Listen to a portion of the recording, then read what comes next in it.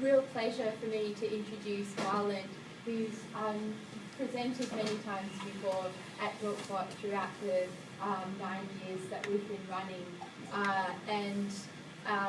Yeah, he's definitely one of my favourite Dorkbots. Mostly because it's been interesting to hear his story from the start to now and where he's at now. So I hope that you guys can sort of get clued in on that because it's a fascinating story. Please take it away, Garland. Thanks very much, Pia. I'm flattered that I'm one of your favourites. That's very nice. Thank you. So my name's Valiant Sieber. Thank you very much for coming today. I want to share with you a couple of adventures and experiments that I've had and conducted over the past sort of year or so. I work in California at a place called Edis Research, and we make software-defined radios. I sort of discovered this as my passion when I was supposed to be doing my PhD here. And we make things like this, and you're welcome to have a look at it a little closer during the talk. You can pass one of these around. But this is a software-defined radio, and just to give you a brief sort of intro to what it does in the general sense is, you hook one of these up to your computer, and in software, as a program on the computer, you write what you want the radio to do. So if you think about all the radios that you use on a daily basis, right, you might listen to the FM radio in your car, and that's specifically designed to pick up broadcast FM radio stations and nothing else. Think about your mobile phone. It's got GSM, LTE, 3G, Wi-Fi, Bluetooth, NFC. These are all small radios that are built into your phone, and they're all designed to do one particular thing. Hey, Alec? I just noticed you turned up. Some of our high school buddies have turned up that I haven't seen in many years. That's quite a treat. So they're all designed for this fixed purpose. But if you wanted to experiment and do other interesting things, like some things that I'll show you, you can get one of these, and this is just a very general front end for a radio system, and that will ship the spectrum into your computer, and then in the computer you can process it and do cool things like all the things that I mentioned, plus say hack wireless systems, and some of them I shall show you now. So, by the way, if you have any questions or anything just a bit serious, please ask. But I won't get into too many details. I just want to give you a sort of feeling of some of the cool things that we do. So, a little bit of fun before I do get started. I went to Italy early last year to teach a sort of SDR course at a lab there in Trieste in Italy. And I thought, well, I'll get a photo op because I'd never taken so many of these software-defined radio boards with me anywhere. I was worried about customs and all because you know what the EU's like. And so I thought I'd posted this sort of photo op and I set up the camera on the tripod and did the timer thing. And just as I was doing this, I'll come back to that. Look who turned up. And I learned my lesson because back here we were doing some stuff on North Head and a police helicopter came out of nowhere and I was holding a camera, I didn't push the shutter button. So I learned from that experience and I took the photos. And they came over and they couldn't understand what the hell I was doing.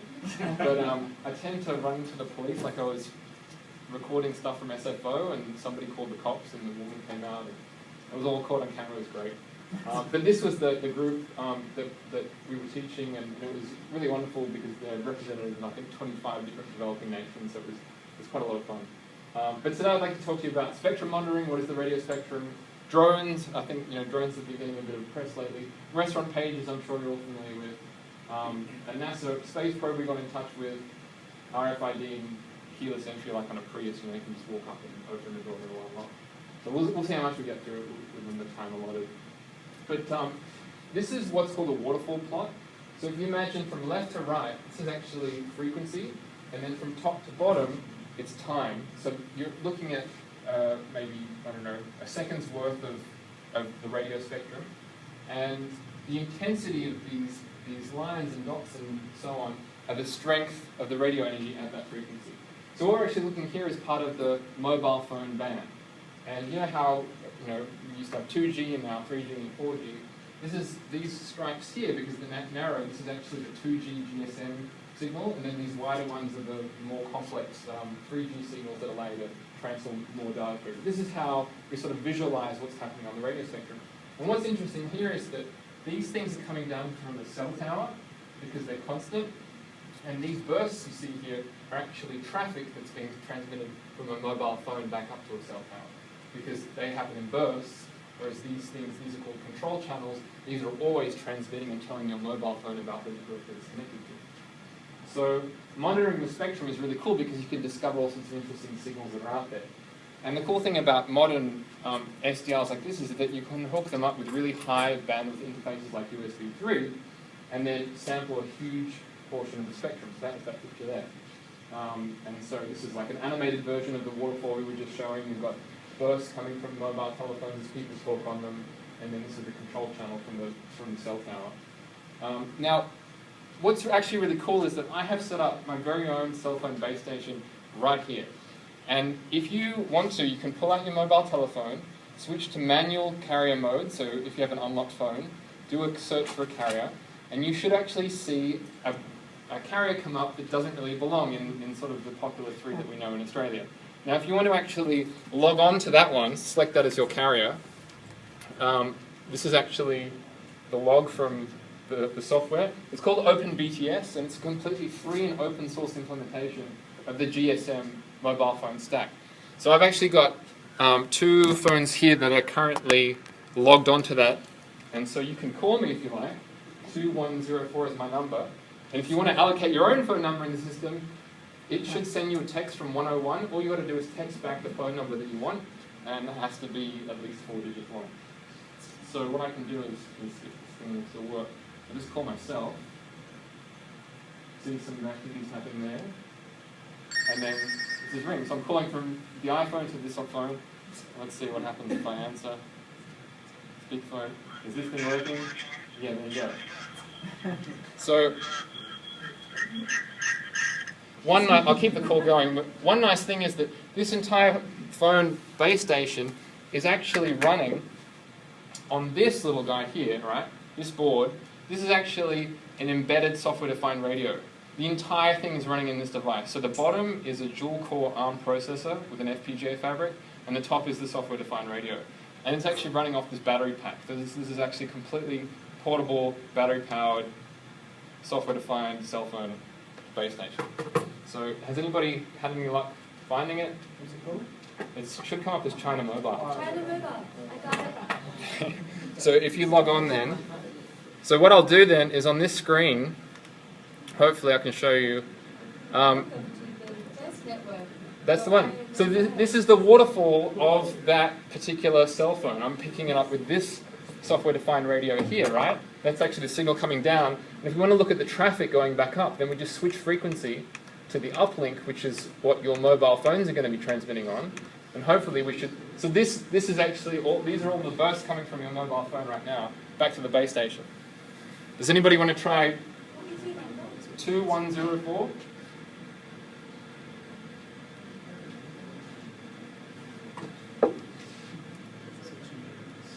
So you can see there's activity happening here, which means that people are registering or logging on or what have you.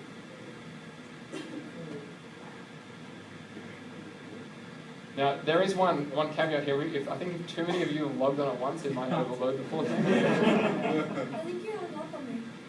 Really? Oh, no, what? Oh, here we go. Hello? Hello? Hello? Hey! 2101. Cool. Thanks for checking that. So there you go. And it also supports SMSs. So if you're too shy to actually ask a question publicly, you can just send me a text. I was just presenting at Black Hat, and everyone was getting so excited that they were calling me every 5 seconds during the talk, and it's like, you do it once to demonstrate it, but they were so excited. I didn't want to pick up anymore. But anyway, you get the idea, so there you go. And then, just a really, really simple thing, right? Let's say we switch to this frequency. You know how we're talking about FM radio and so on?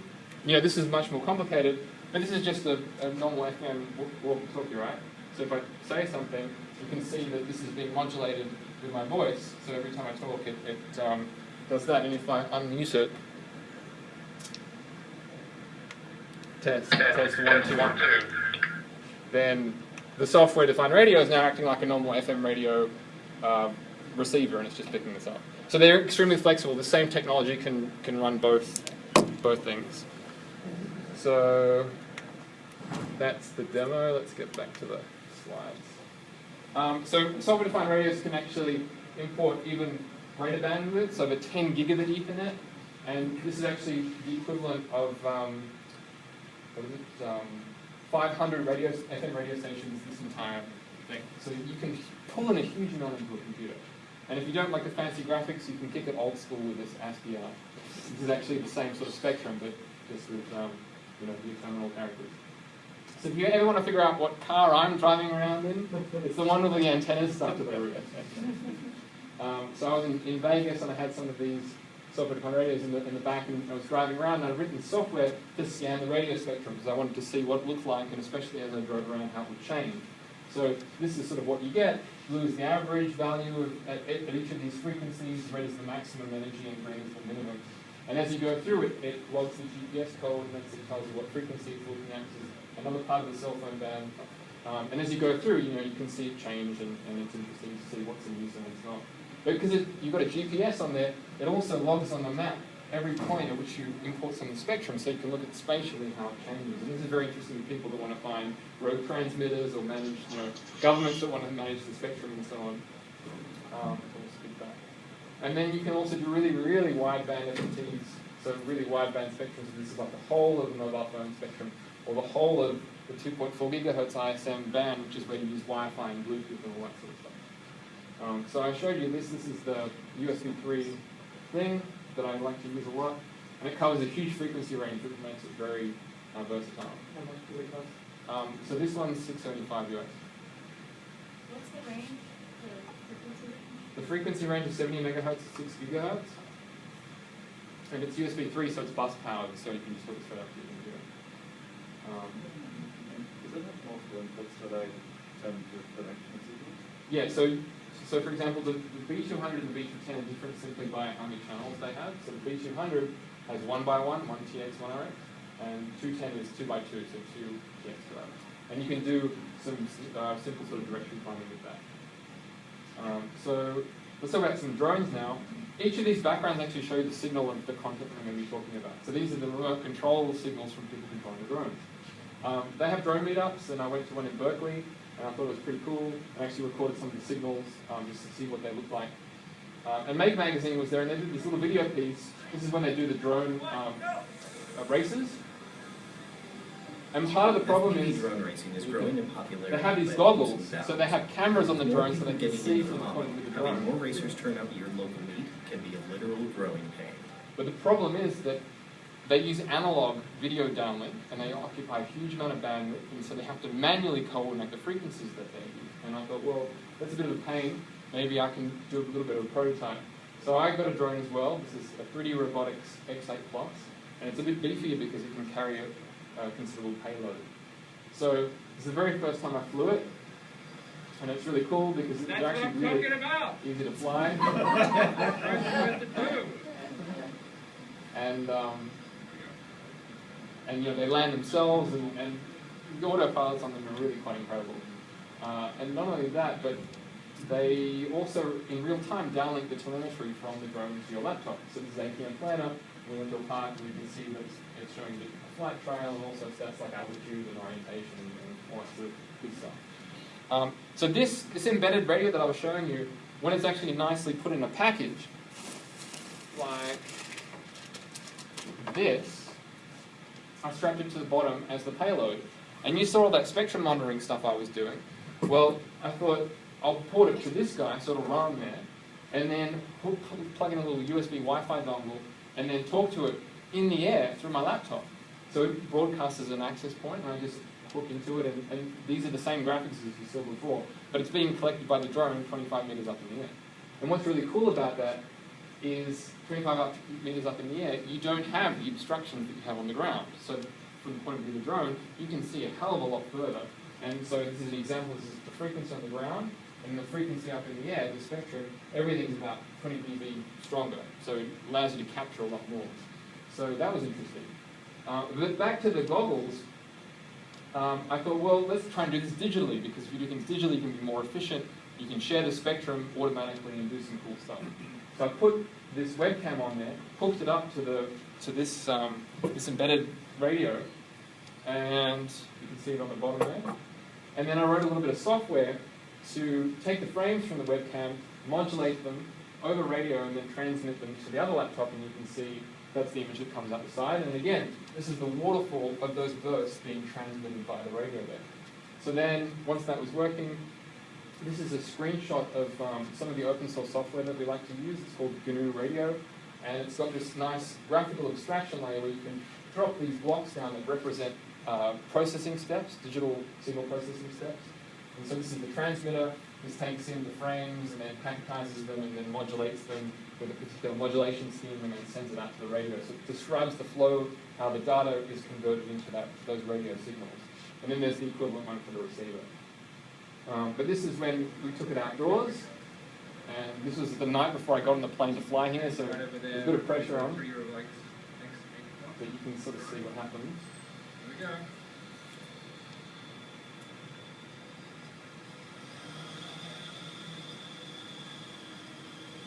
Also got to worry the power lines and so on. Check it out. Look at the video. Look at the ground there. So it's real time transmitting the video back down from the webcam, and as I rotate the drone around there, eventually,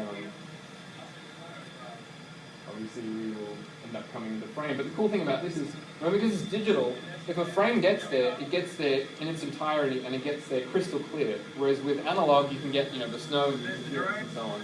So there are particular advantages to digital as well. And if you have many of these transmitters, you can make the code more advanced so that they will, for example, frequency hop, which means that you can share that radio spectrum without having to manually coordinate with all the people that are actually there. And it's just, I thought it was so cool because you could send it all the way up into the air really high and then have these incredible real-time views of stuff up there and then actually end up looking at people's backyards and all sorts of weird stuff. But this is just a screenshot, so the receiver's running there, it's sending the raw data to the D-framer for the video frames, and then it just displays on the side of the screen. And then, we're there and had some onlookers. And as I said, you can send it up really high and then see the neighborhood effectively. I had a GoPro on the back, so this was sort of the very rough prototype, but the goal is to turn this into something like that. But the views up there are pretty cool. So that's sort of the latest stuff I've been working on. I'm sure you've all been to restaurants here and you put in your order and then they give you one of these pages and then you disappear and then they buzz and go off and you go and collect your order. So these things go off assuming that your order's ready, right? That's the assumption that's built into the system. And the order and collection rate should be roughly the same, therefore, unless maybe in a restaurant everybody gets paid at the same time. So how do you tell what frequency they're using? Because that's the first step. It's either written on the back of the device. You can either look it up online, because they're in licenses that are stored in some government database, or you can actually scan the spectrum with one of these things and find it. So that's actually one of the pages that's going off. And so what you do then is you can record that, and you can look at the signal and try and figure out how they encode the data. So step one is finding the frequency, and you can see here that the data is encoded in slight shifts in the frequency, and there are lots of different transitions here, which gives you a clue as to how that data is encoded. And then once you've got the recording, you shift the recording, the signal that you're interested in, back down to the center of the band. And then in this particular modulation scheme, it's called frequency shifting, because you sort of frequency changing back and forth, and that's conveying a digital 1 or a digital 0. You have to look at the deviation, which is how much that frequency is deviating by. Once you calculate that value, you can do essentially FM demodulation, which gives you this time domain plot, and you can see here that you're changing between these two values, which is your 1s and 0s coming in. The other thing you need to figure out is how fast those 1s and 0s are coming in, which is like the baud rate. Remember in the dial-up days how you would say, oh, I've got a 14.4 modem, now mine's faster, I've got a 28.8K modem. That's related to how quickly the data is going through, and that's what you need to figure out about the systems, because you're going at it blind, effectively. So once you figure that out with a little bit of mathematical trickery, you can build that into the decoder, and then it'll start giving you raw 1s and 0s out. That's called clock recovery. And then you can see here you've got the raw 1s and 0s. Now, you see how they're changing a lot? There's no sort of long strings of 1s and 0s. It means that they're using this thing called line encoding. And once you take that into account, this is important because it helps the receiver lock onto the signal. Once you do that, then it looks much more sane. And then what you do is you compare two pages to different IDs, and then you see in green how you can compare the values that are different. And you can suspect that those values are going to tell you which pager it's actually paging, and that's encoding pager ID. So once you have a look, usually it's not encrypted because it's a really simple system, right? And there you go, 12 is 0C in hex. And then you can make a transmitter because it's just the reverse of what you did. So you do that, and then this is the program. You type in the address that you want to page, and then it sends out a page, and then it looks like it usually on the spectrum. So then you can compare that, and this looks like that first waterfall I showed you, right? You can do that visual comparison to see whether things are working as they should. You can test it out in the field.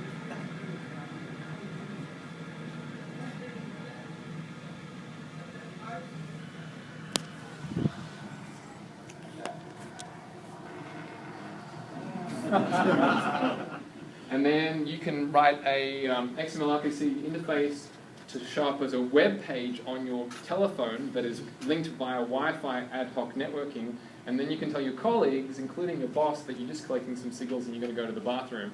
But then you can actually page your boss and make him think that the food is ready. So this guy here, this is Matt Edis. He actually founded Edis Research. He's pretty well known in the community. And so I went inside, I looked at the number on his pager, and typed it in,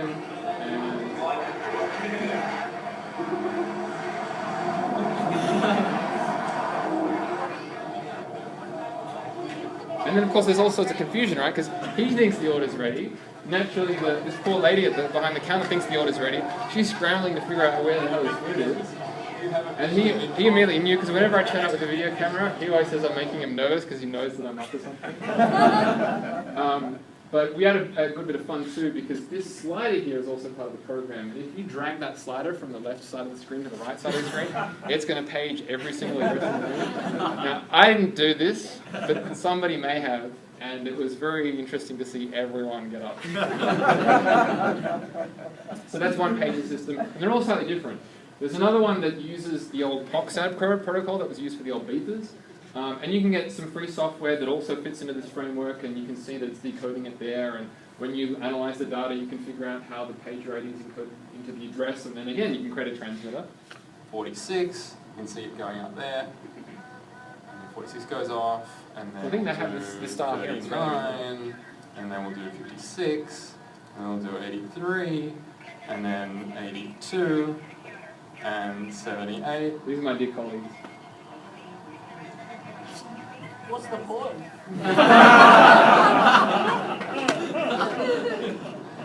How about 56? 56 didn't go off because of the slight tweak I had to make.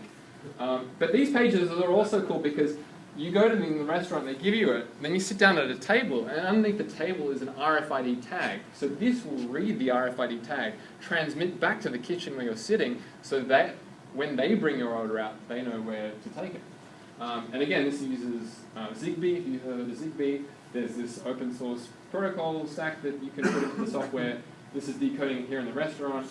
And then if you connect it to Wireshark, which is this popular network protocol decoder, it'll tell you, the packets, and you can see exactly how all of these things line up. So you can make a transmitter for that too. So this is all sort of out in the open, and a bit of fun you can have. So this is a bit of a change of pace now from restaurants to old NASA space probes.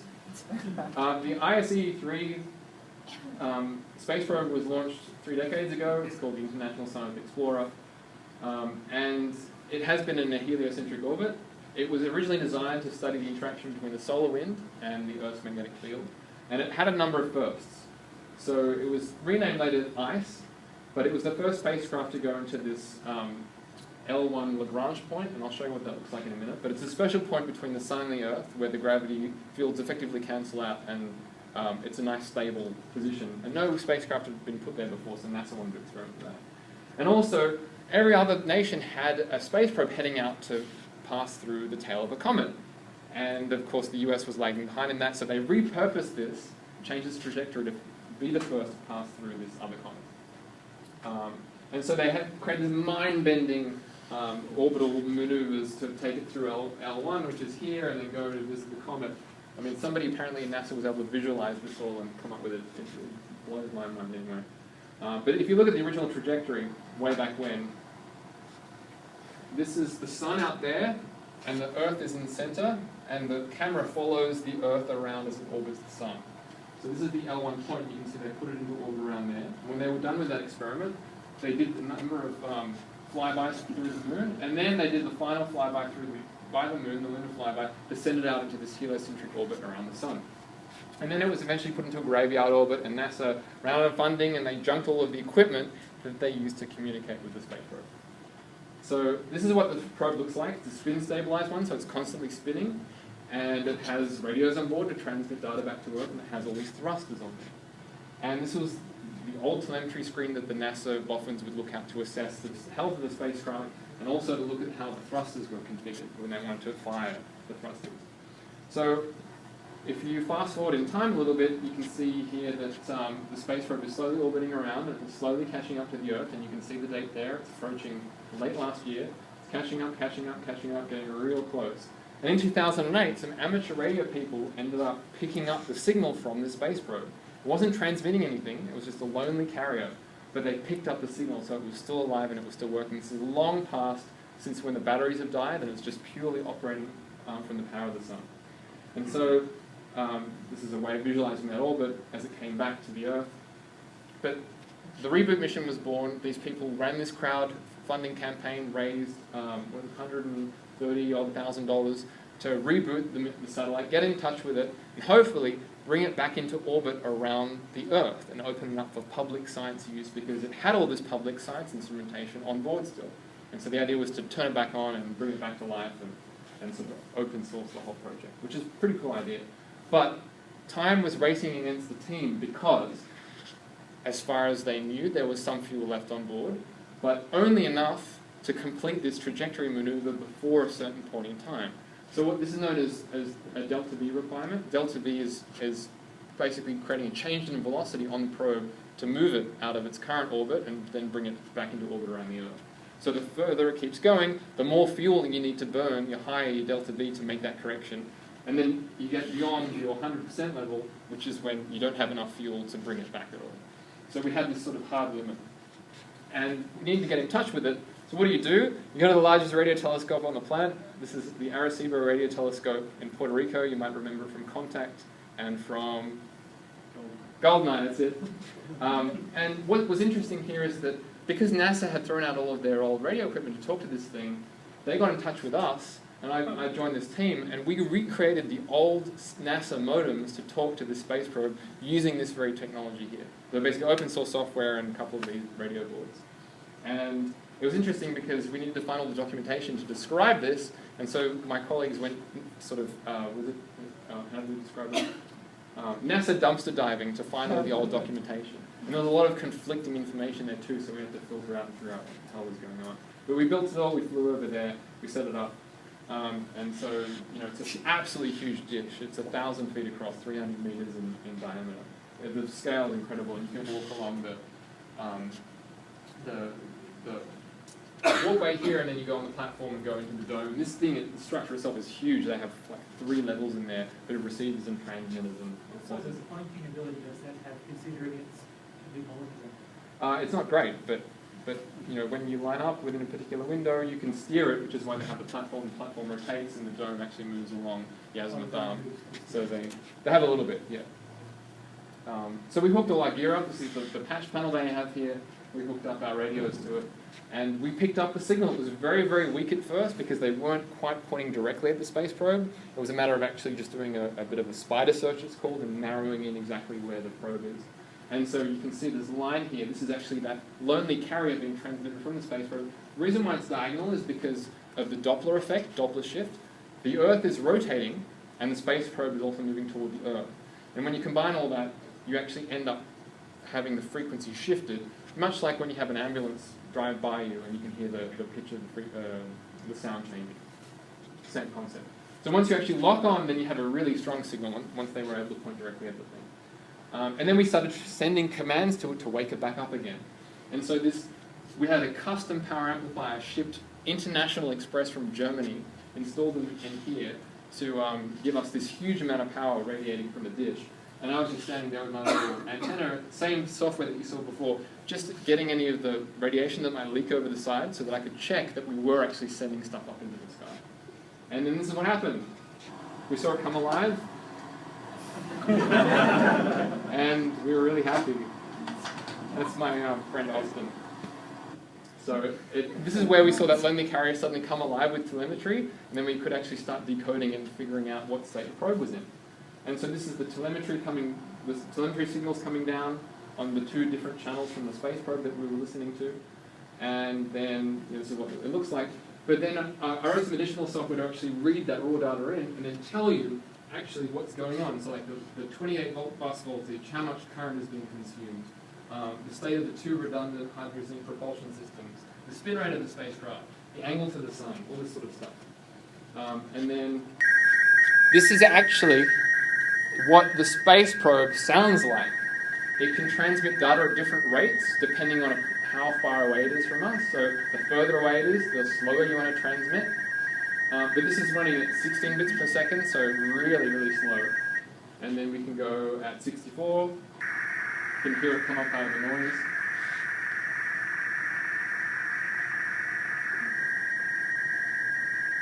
And then you can go at 512, which is a little bit faster. And I don't know whether you can hear the period, but it sends everything down as a frame, and you can kind of hear the end of a frame. I'll try and do it.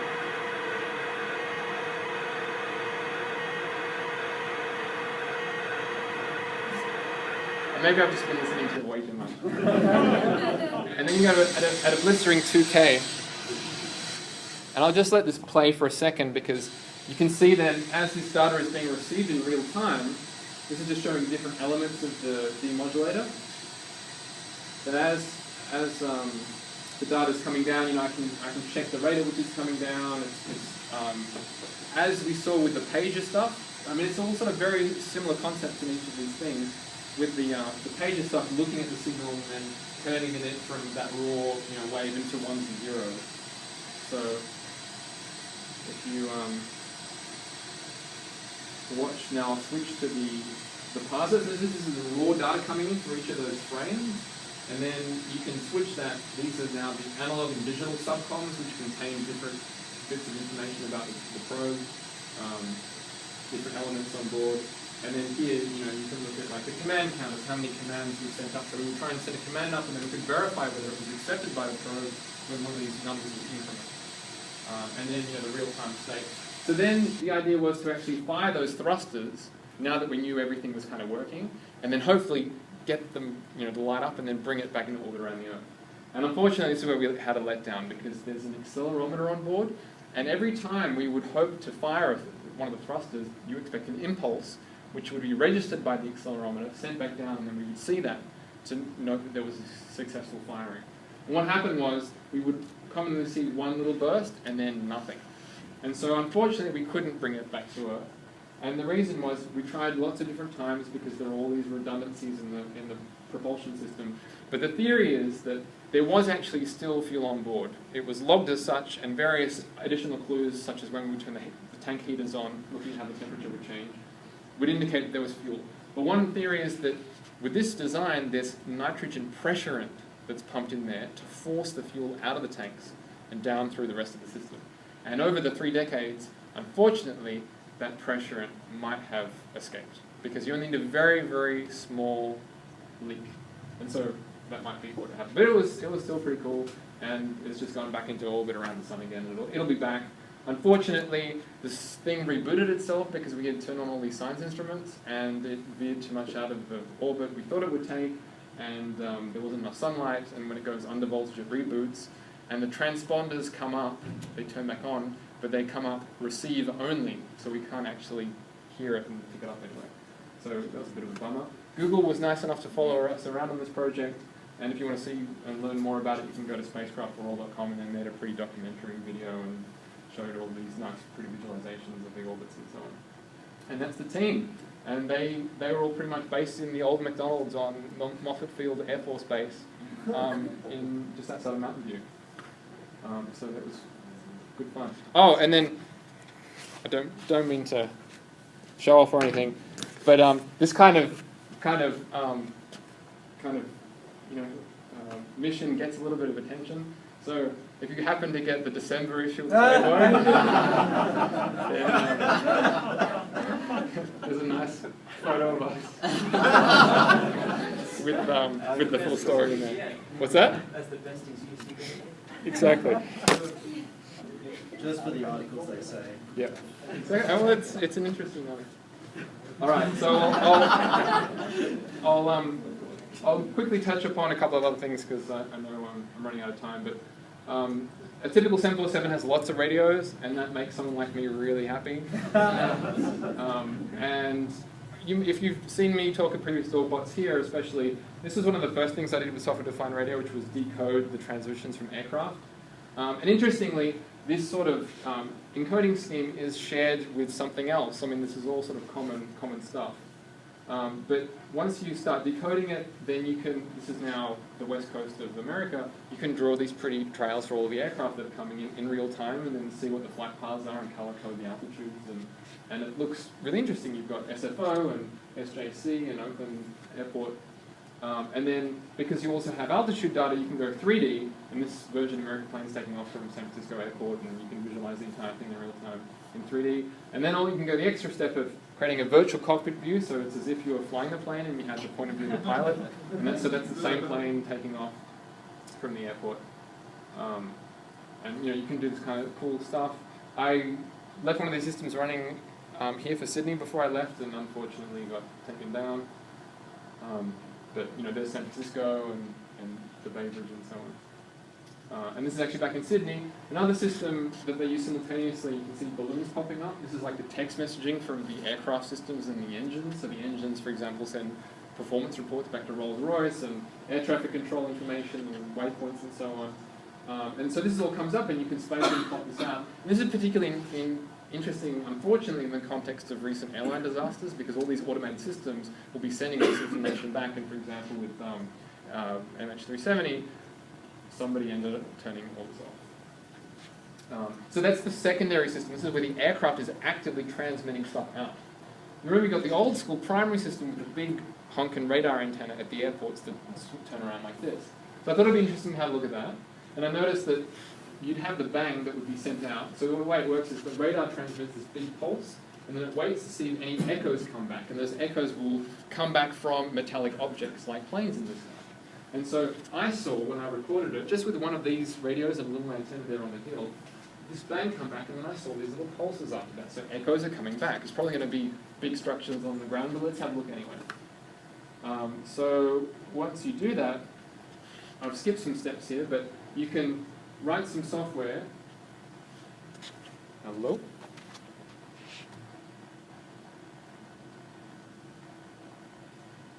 Huh, I want to play. Don't know what happened there. Anyway, you can write some software that will synchronize to the radar as it sends these signals out, and then track it. And if you can sort of bear with me, because I have skipped some steps, this raster plot here is showing you, is starting when the radar sends out this pulse, which is this red line down the side here. And then for every scan line, it's showing you the energy that comes back straight away from the surrounds. And so you can see there's a whole lot of stuff that comes back, and this is time going down the side here. There's a lot of stuff that comes back very close to the radar, but then you've got these interesting shapes that emerge, right, further out, that are clearly some features, physical features of the Bay Area there. And what you can do is you can take that, you can unwrap that, put it onto the map, because the radar is centered there, so you center your image there. And what do you know? Those weird features there, the curved ones, actually straighten out. And these are all the power line pylons that cross the bay. And they are reflecting the energy, radar energy, back, and I was standing around about here. And then you can see that the two bridges here are reflecting some energy, and then you've got all these sort of other buildings and stuff that do it as well. Now, if you do that over time, then you can take like the first rotation, the last rotation, the middle rotation, put them into the red, the green, and the blue channels, and then anything that moves, you will see come out as these RGB triplets. So there was something moving there as I was recording the signal. And if you unwrap that, then it turned out, my guess is it was probably a truck moving along this road here at some slow speed, and it had a nice radar cross-section. So the final thing I'll quickly touch on is RFID. I saw these antennas on the street, I was wondering what they were. I recorded the signal to have a look. Turned out to be these, here, so over there it's called Fast Track. What's it called here? Easy Pass, or what is it? E-toll? The toll tags that you have in your E-tag. So that's the system. And then I was looking terribly inconspicuous as I had my laptop and the radio by the Golden Gate Bridge toll booths, checking whether it was the same signal they were using there. And so the way it works is that you have these tags, you have the antenna that points down, it energizes the tag, and the tag uses this special thing called backscatter modulation to send back your account ID. Again, it's all in the clear. So this is what the signal looks like, and then you can use this fancy thing to use a particular antenna, just one antenna, so you've got this set up there, transmitter and receiver being combined with one antenna, and then my tag is over here. And once you actually send out the signal then, and you hold the tag up, the tag will respond on this backscatter carrier, and actually that's my tag there sending back my number. And as I said, it's all in the clear, so what it looks like is there's a tag behind the windshield there. You can just walk around or stand on a bridge or whatever you like and just hold an antenna there and read everyone's tag number. And you can use that to track people, which is kind of scary because those pictures that I showed you initially, those antennas on the lamppost, they're sitting there, they're not part of a toll booth. Anybody that drives under there with a tag will have their number read. And, you know, if you're going to get paranoid, who knows what they're doing with that information? Traffic monitoring? Maybe. Or maybe not. So, you know, the point here is that, you know, there are so many wireless signals that we use in everyday life, and a lot of it you can just sort of pick up and analyze and decode like this. You can also do it to the, you know, the key fobs. Can you steal the ID of a tag then? Yeah. I mean, it's just, if that was... And then you can masquerade as that person if you were so inclined. I'm not suggesting that you should. And again, you can do it for when you hold your key card up to the fob. This is the same sort of transaction. You have the reader sending out some information, and then it provides this backscatter carrier that your tag will use to respond with. Same thing. And then to finish off, Toyota Prius and other vehicles, really cool. You've got the remote in your pocket. You don't even have to take it out, and the door will just open. Don't get too excited. This didn't work. But the car is constantly sending out what's called a wake-up, much like the wake-up for your tag. And it's sending it out, and the remote control has a little radio inside it that's listening for that wake-up. And when it gets woken up, there's a challenge response, a cryptographic challenge response, and then it will transmit back some information to the car, and if it cryptographically matches, the car will open. And I wanted to see what this transaction looked like. So you can get a radio, hook up a laptop, and record the thing. So there's a wake-up. The car sends the ID, and then it sends the challenge. And in between this is when the remote control will respond. And so the remote control looks like this. It's got an acknowledgement, and the cryptographic response. And then you can look at them both at the same time. And what I'm going to do is I'm just going to skip ahead here a little bit, just the last slide.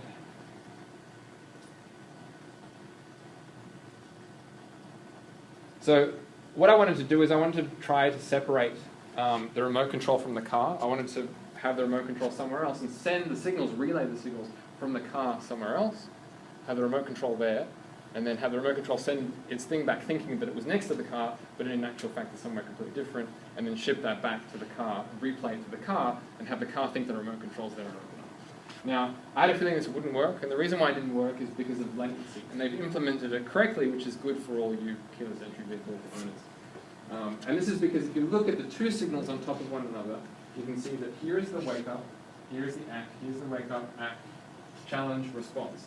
This whole thing happens in an incredibly short period of time. And luckily the system is smart enough to say that, well, if I don't get my response in this short period of time, I'm going to ignore anything that comes back and I'm going to start it again. So that's what you would expect. It was just a little experiment to verify that was the case. Now, just to finish up then, I've started this meetup, software-defined radio meetup in the Bay Area. Somebody's trying to start one in Europe now, and now on the east coast of California, America. If any of you want to consider getting into this or being a part, I live stream this and archive it too online, but it'd be great to have like an Aussie SDR thing as well. So just putting it out there. But yes, thank you very much.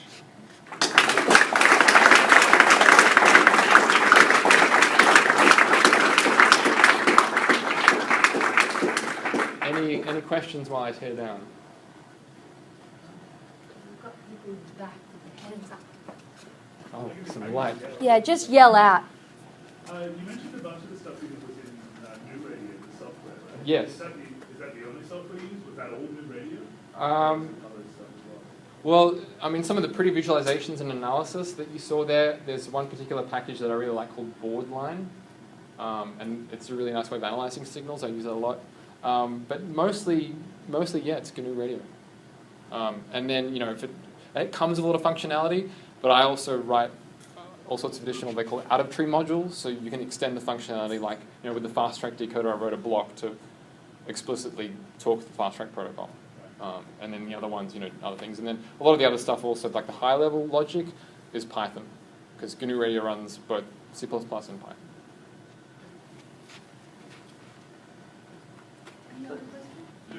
You can transmit FM and AM with this, right? Yeah. So, but there's legal regulations for how much power.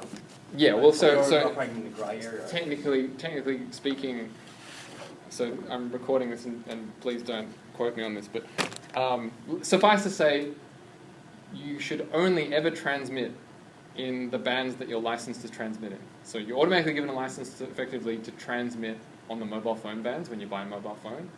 And if you want to transmit elsewhere, you should then sit the amateur radio exam and get an amateur radio license. I have one. It's not that hard to get a simple one, and then you can transmit in the allocated bands. That's all I'll say about that. Your SDR board, does that work as a sort of digital analog conversion? That's effectively what it is. It's a glorified digital to analog and analog digital converter. It runs just really fast. Right. You've got the bandwidth on USB. Yeah, exactly. So if you can kind of see this, this is the RF front end. This is really cool because this one chip has the D to A, A to D, synthesizers, everything built into the one chip. This is the FPGA that talks to that and does some additional DSP stuff like interpolation decimation, it's called. That's basically changing the raw rate that's coming out of this into what you want at the PC. And this final chip here is just the USB 3 interface to connect the FPGA to the computer. And that's effectively what it is. Yeah? What's the maximum bandwidth you can effectively process real time using USB and the radio and all that kind of stuff? Well, it depends on what you end up doing, right? You can just do really simple stuff like capturing, or you can do some crazy demod scheme. With this, you can actually sample out at 56 megahertz worth of usable bandwidth, which you can fit out over the bus. In IQ or just What's that? in IQ? In IQ, yeah. But the thing is, nowadays, because there are so many interesting modulation schemes that use lots of data, but also multiple channels as well, you end up having this huge deluge of data that enters your PC. And PCs, although they're fast, it's very hard to write a parallel program to keep up with that. And so now we're seeing the movement into what's called computational offloading, and what it means is that computation you actually offload to the FPGA. So these things here are reprogrammable, and they have a default personality, but if you choose to understand the code, which is harder than writing code for a PC, but you can write some really special stuff that'll run in here in real time. And like we have a bigger radio that can do like the 200 megahertz bandwidth, and that has a huge FPGA, and we have this special sort of architecture that we're designing to enable people to write boilerplate. So stuff in a boilerplate template to sort of hook in, and then you can configure stuff like a packet switch network on the FPGA to like do FFTs or do filtering or whatever, and offload that from the PC. And so that way you can handle these huge bandwidths. Yeah. So ask, what tool chain do you use to program the FPGA? Is there something you've got that looks like with new radio, or is it just all? Well, yeah, actually, I mean, if you want to go hardcore and just do it, then you use the Xilinx tools. But I can tell you more about it after, but essentially, sort of the vision of my boss is called RF-NOC. So basically, all our new radios are RF-NOC enabled, so like they have an FFT engine in them, they have a filter engine, FIR engine, all that kind of stuff. And then we've written these extensions for GNU Radio so that in GNU Radio Companion, that graphical tool, you can drop these blocks down that look like normal blocks. But when you hook them up, if you hook one RF-NOC block up to the next one, then you make the connection, but it actually happens on the device. So it doesn't. The device, No. So it's all built in, but you're actually hooking up these engines together like a network. You configure them graphically like that. So it's a really cool thing. One last question. Yeah, please feel free after, because I know that we've gone a little bit over time. Go to the pub after this. You can harass me there if you're still around. So getting started with all this, where would you recommend like getting started with a lot of this now? Yeah, well, luckily in sort of the past sort of year and a bit, the community has become incredibly vibrant and incredibly active on all sorts of different platforms as well. So one place you could go is just go to the GNU Radio website, because there's been a huge push to put really good documentation on there and tutorials and all that kind of stuff. Apart from this hardware, I'm going to be biased because I work for the company, but before I went, you can actually buy the $20 TV dongles that you plug into your computer, and they are receive only. I mean, you get what you pay for, right? So $20, you're not going to be able to do this sort of stuff, but it's just a really cheap and easy way to sort of get into it, and there's lots of software and a very active community that surrounds that.